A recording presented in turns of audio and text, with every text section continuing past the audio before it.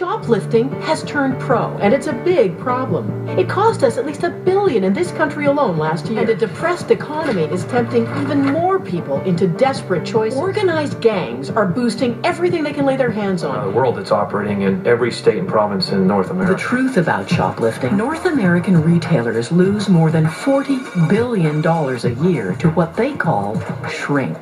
Losses due to theft, and the cost is passed on to consumers, adding about $440 to what the average person spends in stores every year. In a recession, shoplifting losses can push businesses into bankruptcy. And retailers say they have another big problem: convincing the rest of the world to take shoplifting seriously. Often, small businesses are the most vulnerable.